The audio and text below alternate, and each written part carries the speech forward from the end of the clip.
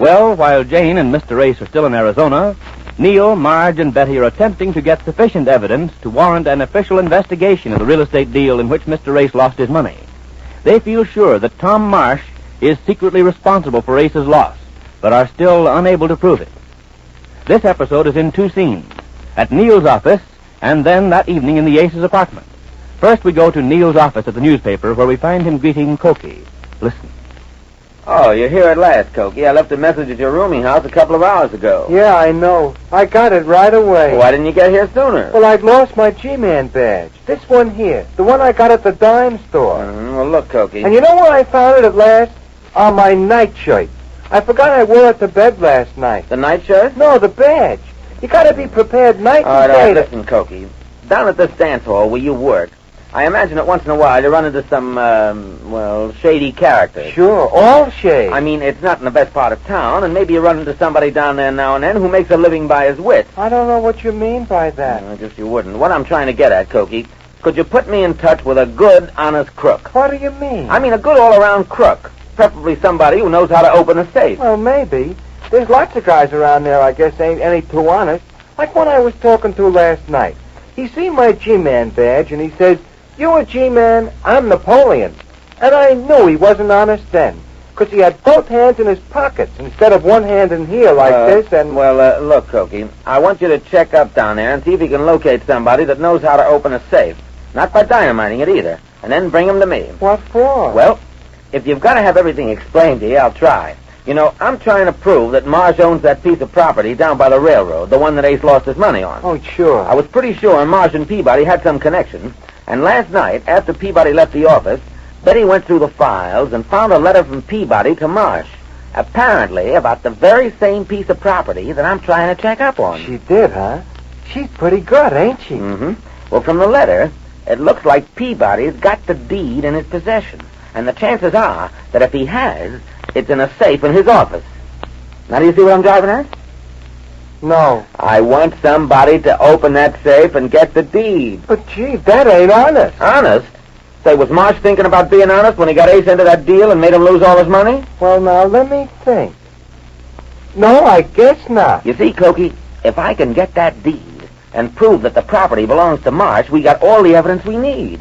There'll be an investigation. It'll be proven that Marsh, as a city alderman, was trying to make the city buy his own land for that building project, and the chances are 10 to 1 that Ace will get back the money that he lost on the deal. Gee, I sure hope so. All right, then. Now, I want somebody to get into that safe at Peabody's office and see if he can find the deed.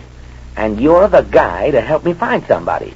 Maybe it isn't honest, as you say, but it's the only way I can see to swing it. Now, how about it? Well, I'll look around. I got one guy in mind, kinda, that might be able to do it. All right. Now, you get hold of him and bring him out to the Ace's apartment tonight. Okay, Neil, I'll bring somebody. And be sure he knows how to open a safe.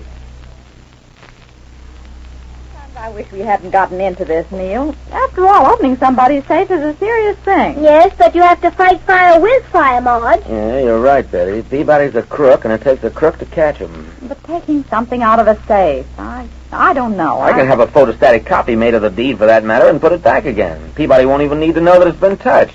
Until the investigation breaks, of course.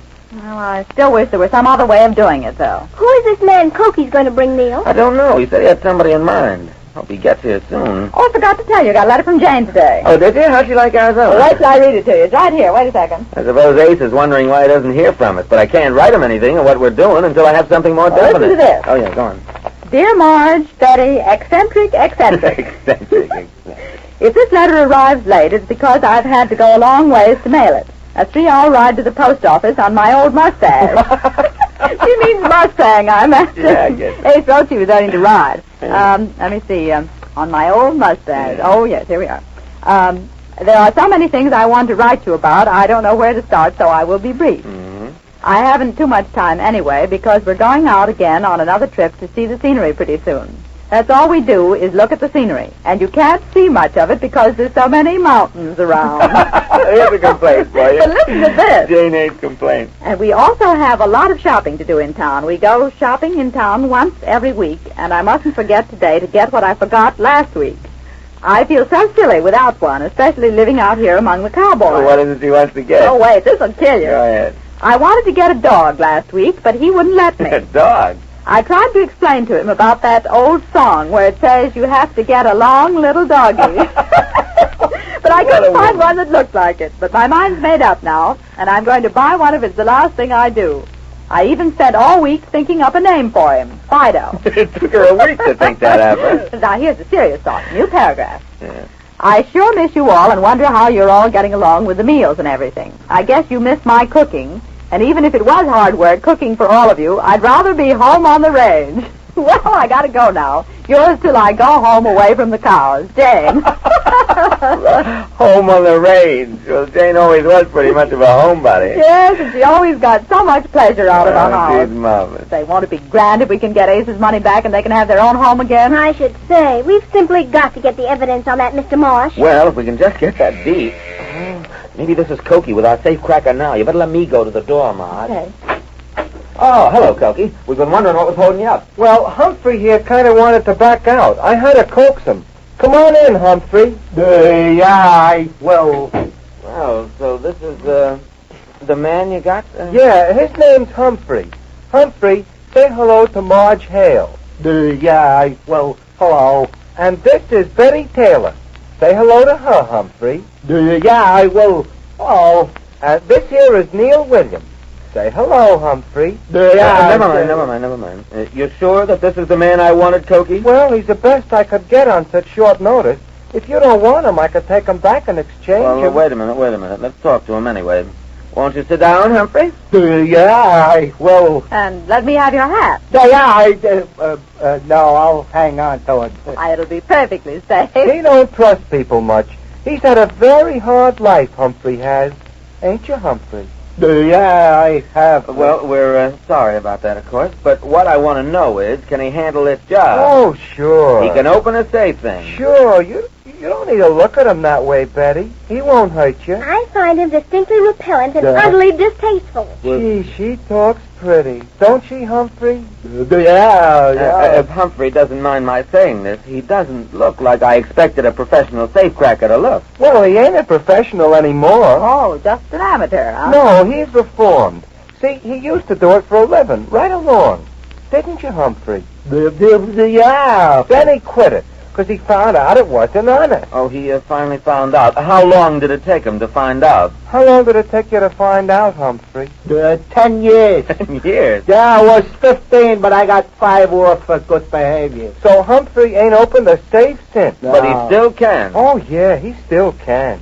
Can't you, Humphrey? Oh, yeah, I still can. Oh, well, look, Humphrey, I'll tell you what we want. Go on. Mm-hmm.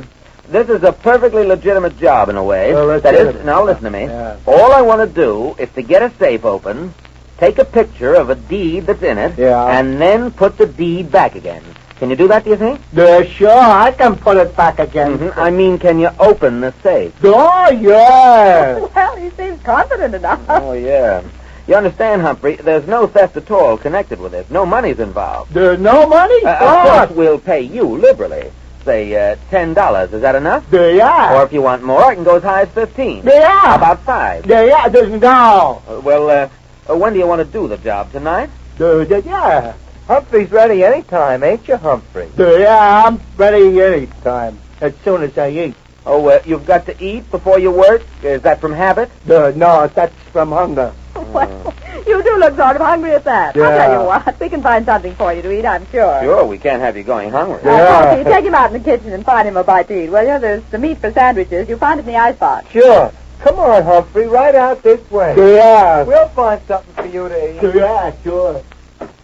Well, I must say, that's the most abhorrent specimen of humanity I ever saw. He isn't much for looks, I'll admit, but maybe he'll serve our purpose. Oh, I don't feel right about it, Neil. I'd rather try to get the deed some other way than hiring a criminal to open a safe. Truthfully, I would too, but there doesn't seem to be any other way out. If we must hire a safecracker, can't we hire a more refined one? Now, there's a thought. What we need is a gentlemanly cook. But he's so uncouth.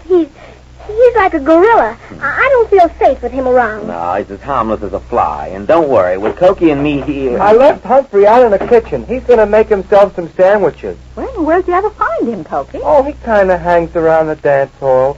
Sometimes he works as a sparring partner. At the dance hall? No, for boxers. Oh, that's probably why he's a little, shall we say, slug-nutty. Yeah, he is kind of that way, from being hit on the head so much.